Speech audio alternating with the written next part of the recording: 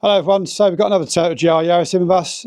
This one's having a load of modifications. It's completely standard at the moment, apart from a towing eye strap at the front like you see there. Apart from that, it's totally standard. The customer's going to be using this on the track a lot. He wants a bit of a boost in power and also an improvement on the handling.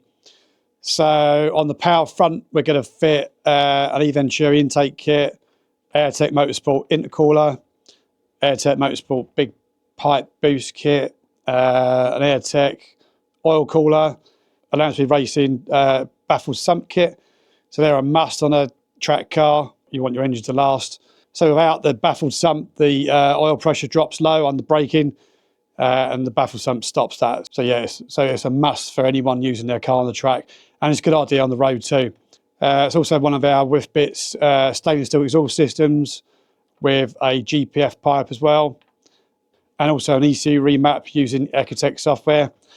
So normally these produce about 265 horsepower on a dyno, and with the remap we should see about 320, 330 horsepower around that sort of mark.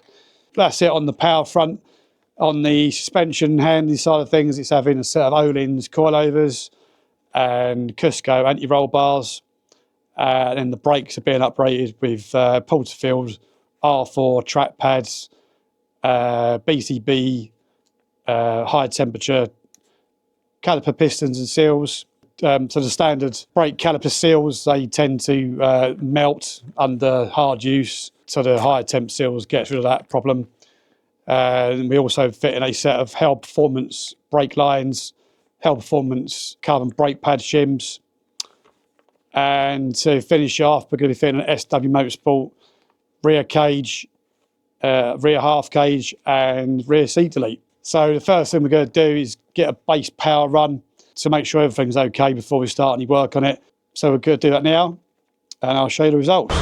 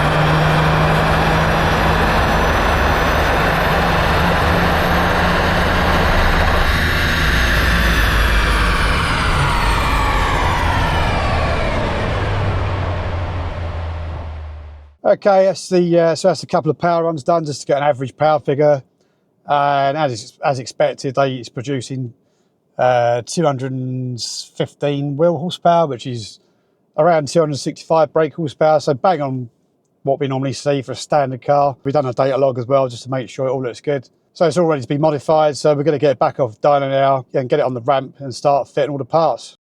Okay, so as you can see, we've got the exhaust fitted.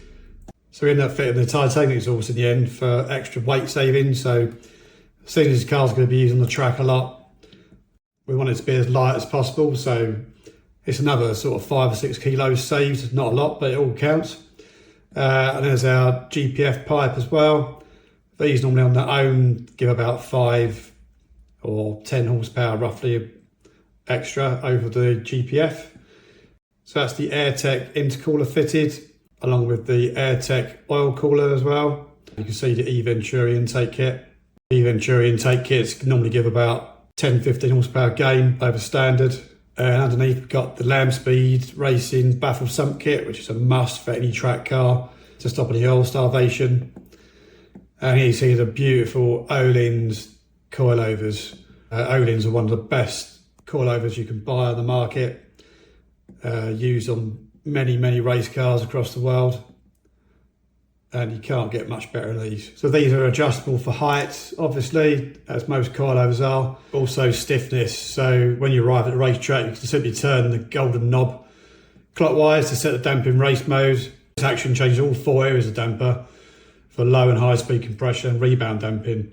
So you've got a lot of adjustment available with these dampers. We've also fitted a set of Cusco anti-roll bars. These are stiffer than the standard ones. Another thing that tightens up the handling nicely, and another highly recommended part for fast road and track use. And another must for anyone using their car on the track a lot is the BCB high temperature brake caliper seals and pistons. So the standard caliper seals tend to melt after a few track days.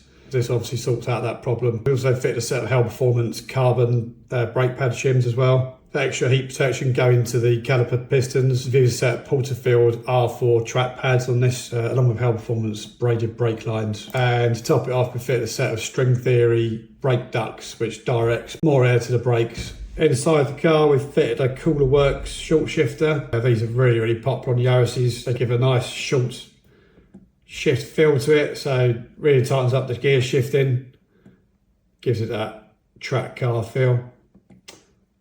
And then in the back of the car, we've got a Erstone Motorsport bolt-in half cage, along with the rear strap brace as well, and the seat delete, along with the false floor too. So that's all the parts fitted. We're going to get it back on the dyno now, get the remap done with the Ecotech software, and show you results.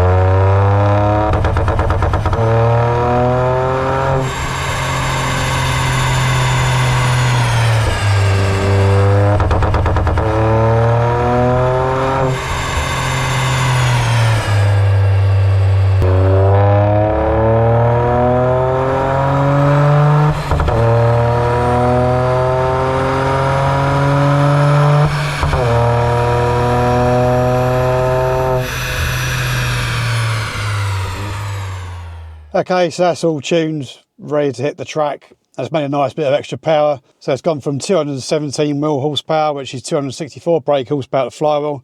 So that's as it arrived. And now with all the mods done and the remap, 269 wheel horsepower, which is 326 brake horsepower.